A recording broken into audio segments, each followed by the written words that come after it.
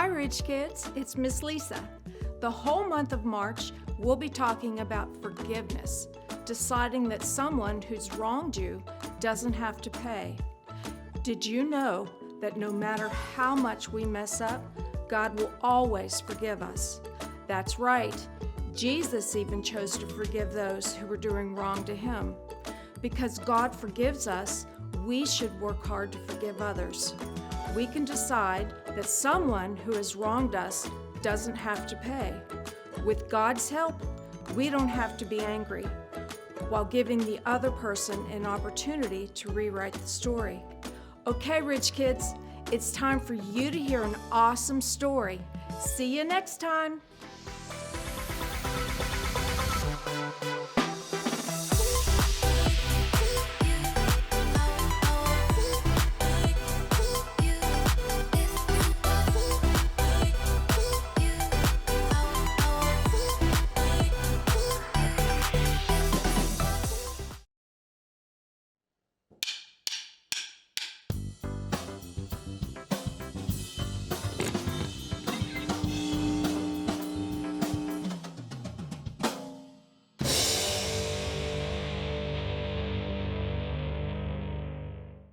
What's your first response when someone wrongs you?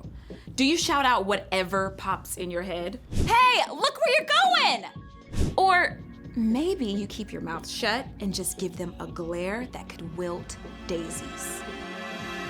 You might even spend your afternoon thinking up creative ways to get back at them. I could totally empty the ketchup bottle and put in hot sauce, and they'll totally burn their mouth when they eat a burger. Yeah. When you get hurt, it's really easy to hold on to the pain, sometimes for days or months or even years. You just want to see them pay for what they did. But it's like allowing a bad seed to take root. And if you don't dig out the hurt, it can turn into deeply rooted bitterness. Trouble is, holding on to pain doesn't hurt them. It hurts you. That's where forgiveness comes in. Forgiveness is deciding that someone who has wronged you doesn't have to pay. It is not saying that what that person did is okay, but it says that you're giving payback to God. Forgiveness is a decision and also a process. Sometimes you have to give the situation back to God over and over. But when you trust God for strength to forgive and root out bitterness, you make room for beautiful things to grow. Things like peace, joy, and compassion. And the very first step, ask God to wipe away the wrong things you've done. God will always forgive. Then you can pass that same forgiveness on to those around you. That's why forgiveness is an amazing way to worship God with your life. Because worship is about more than just singing loud. It's all about living loud. Yeah. Come on. Let's go. I know I'm gonna make mistakes in this life I live, but you never leave me. You forgive. I won't always get it right. It's alright, 'cause no matter what I do, I'm always loved by you. In the morning time, I'm gonna sing. God, you make me smile when you're doing your thing. I'm thankful for the way you set me free, and all of the ways that you love me. I know I'm gonna make mistakes in this life I live, but you never leave me. You forgive. I won't always get it right. It's alright, 'cause no matter what I do, no matter what, I'm always loved by you. In the morning time, I'm gonna sing. God, you make me smile when you're doing your thing. I'm thankful for the way you set me free, and all of the ways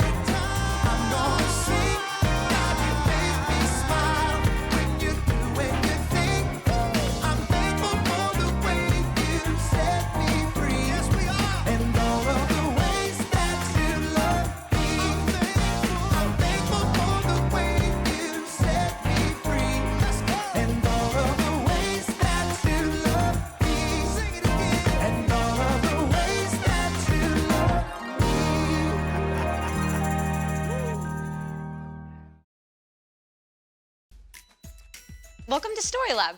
This week, we're talking about forgiveness. Well, we take a look at the story of someone who knew just where to go with her messy life.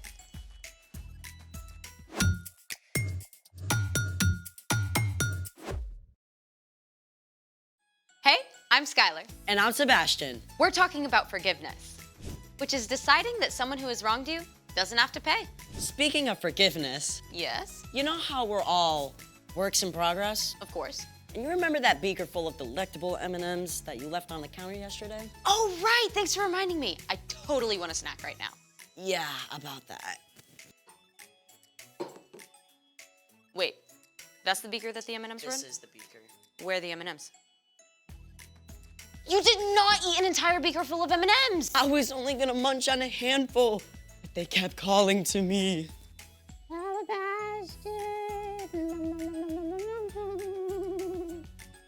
I cannot believe you ate all of my M&Ms. I feel terrible. Bet your stomach did too. True story. I'm really, really sorry. I'll get you some more. I forgive you. Thank you. I'm gonna get you some more, I promise. Cool. But I know something we can do with it first. Something better than M&Ms? Yep. Let's make it. Step 1. Take a candle and place it in the center of the dish. Step 2. Put a few drops of light food coloring in a container of water. Because around here, we love food coloring.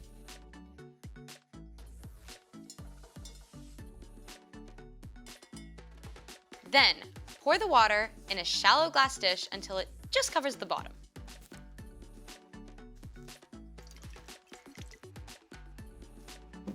Step 3. Light the candle. Grown-up alert, grown-up alert. Yes, make sure you have a grown-up present. Or you may accidentally do something that requires a lot of forgiveness. That was a little dramatic. Yeah. Step 4. Cover the candle with a glass beaker. A conveniently empty glass beaker.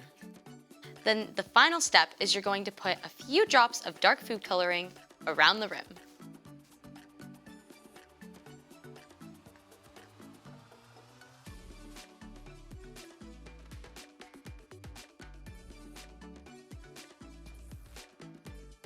What's with the water?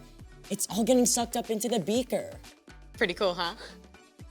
What just happened? Science. As the flame consumes oxygen, the pressure inside the beaker is decreased, while the pressure outside the glass stays constant. Since the outside pressure is greater than the inside pressure, the water gets pushed up into the beaker. Taking away the water in the dish. Oh, just like how forgiveness takes away all the bad things you've done. I see what you did there. I love a good visual. It's time for... The story before the story. Today, we're in Luke, the 3rd book in the New Testament. But before Luke, in the very beginning, out of a deep, deep love, God made an amazing world. But when people turned away from God, the world was broken. God made a plan to draw people back into relationship. So, at the right time, God sent a tiny baby to be born in the small town of Bethlehem. God's very own son, Jesus. When Jesus grew up, he began to travel from town to town, teaching and healing. And while most people loved him, the religious leaders grumbled. That Jesus was changing the way they'd always done things. And they didn't like it. One bit. Which is where our story starts. Take it away. Hey everyone! I'm Chloe. Hey, Chloe. The religious leaders, some called Pharisees, were keeping a sharp eye on Jesus. They weren't completely sure about him yet. So, one of them, a man named Simon, invited Jesus to have dinner at his house. But even though Simon gave Jesus the honor of inviting him for dinner, Simon left out something important. See, at this time, everyone wore sandals, no socks. And when they walked the city streets, they got whatever was on those streets all over their feet. Use your imagination. Ugh. So, usually, when a guest came to your house, servants would wash their feet right away. As a sign of honor, you might give them a kiss and anoint their head with oil. But Simon didn't do any of this for Jesus. And someone noticed. A woman from town had heard Jesus was going to be at Simon's home. She lived a difficult life and done many wrong things, but she knew that Jesus' love and mercy were greater than her sins. She desperately wanted to see Jesus, so she came to Simon's house and saw where Jesus sat at the table. Now, you've got to understand something about how people sat to eat at this time. Tables were low down, so you actually sat on the floor. In fact, you might even lie down on your side with your head over here by the table and your feet back over here behind you. The woman had bought an expensive container of perfume to pour on Jesus' feet as a sign of love and honor.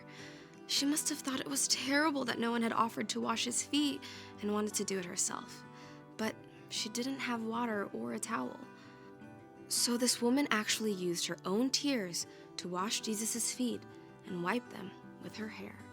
It seems strange to us, but it was an incredible sign of this woman's love and devotion. After washing Jesus' feet, the woman kissed them. Then she took the perfume she'd bought and poured it out over them. As the strong, sweet smell of perfume filled the room, Simon and the other guests watched the woman. They were shocked by what she was doing. Simon said to himself, "If this man were a prophet, he would know who was touching him. He would know what kind of woman she is. She is a sinner." Simon thought this inside his own head, but Jesus knew exactly what Simon was thinking. So he told a story to help Simon understand. Simon, I have something to tell you. Tell me, teacher. 2 people owed money to a certain lender. One owed him 500 silver coins. The other owed him 50 silver coins. Neither of them had the money to pay him back, so the lender let them go without paying. Which of them will love him more? The room was so quiet, you could hear a pin drop. At last, Simon spoke. I suppose the one who owed him the most money. You are right. Do you see this woman? I came into your house. You did not give me any water to wash my feet, but she wet my feet with her tears and wiped them with her hair. You did not give me a kiss, but this woman has not stopped kissing my feet since I came in. You did not put any olive oil on my head, but she has poured this perfume on my feet. Wow, Simon got called out. Simon had invited Jesus out of curiosity, but he hadn't shown him any love or respect. This woman's many sins have been forgiven. She has shown that she understands this by her great acts of love. But whoever has been forgiven only a little, loves only little. Your sins are forgiven. Excuse me. Who is this who even forgives sins? The other guests whispered and exclaimed in shock, but Jesus smiled at the woman with deep love in his eyes. Your faith has saved you. Go in peace. The room was filled with religious leaders who were quick to call the woman a sinner. But they didn't look at their own lives. They didn't see their pride and hard hearts needed forgiveness just as much as the things this woman had done. The end. I gotta be honest, all the feet washing and perfume stuff seems a little bit strange, but she was all in for Jesus. Exactly. She saw how much she needed Jesus. All the religious leaders missed it. They thought they had it all together. They didn't think they needed Jesus or his forgiveness. So, what's our part in this story? Jesus made it clear. Everyone needs forgiveness. Not just the guy who robbed a bank or the school bully. All of us have done things wrong. We've all messed up. And those wrong things, big and small, have broken our relationship with God. They make us feel far away from God. We all need forgiveness. It's why God sent Jesus to be here on earth with us. Jesus showed us how to live.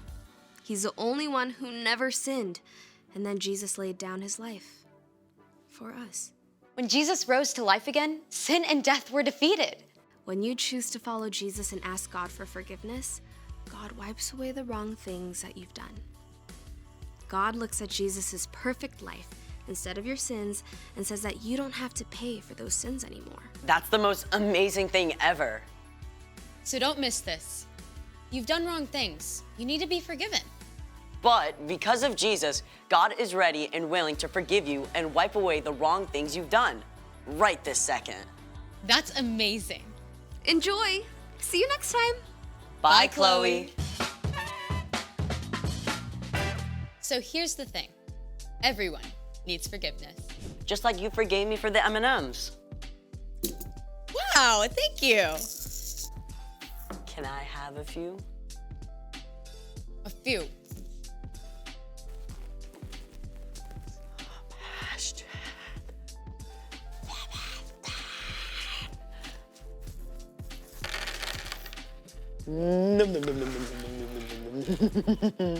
Okay.